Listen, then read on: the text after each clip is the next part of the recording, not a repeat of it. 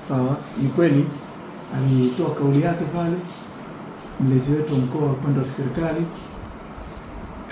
Mimi kwa upande wangu tumepokea kauli yake kama kiongozi wetu, lakini kikubwa tunajipa muda tu, tumpe muda kutokana na kauli ile aliyoitoa.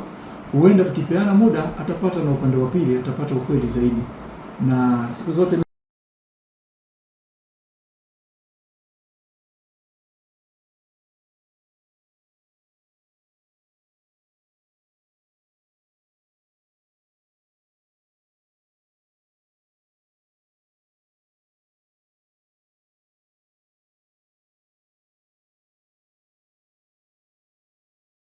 pia ufumbuzi wa kudumu. Halmashauri inafanya vizuri sana. Kinachoendelea ni kwamba halmashauri inafanya vizuri sana. Tuna makusanyo mazuri, wananchi wanafanya shughuli zao, miradi ya maendeleo inaendelea, kazi zote zinaendelea vizuri kabisa.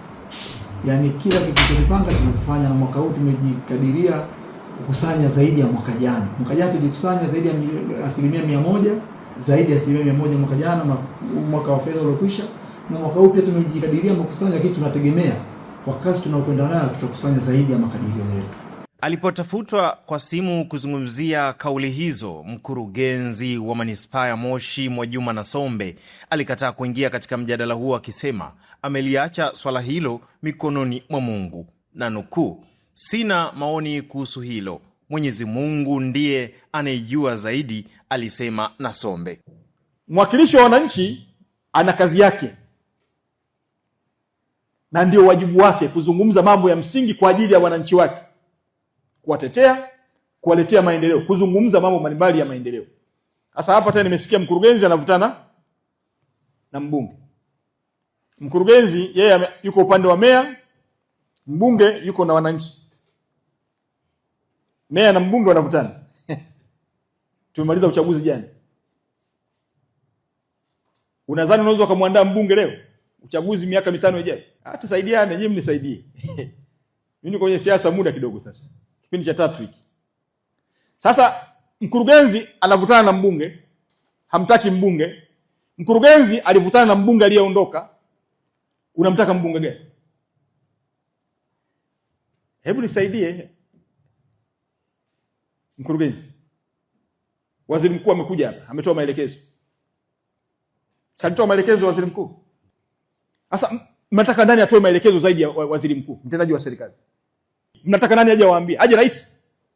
Hebu niambie mkurugenzi. Na hii si mara ya kwanza. Kipindi cha mwisho nilikusaidia.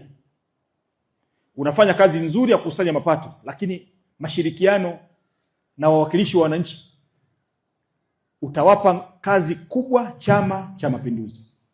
Kwa sababu mara ya mwisho yalitokea haya.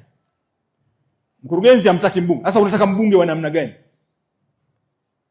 Pengine labda mmezoea kutoambiwa. Mimi nimenyooka sana, mtanisamee.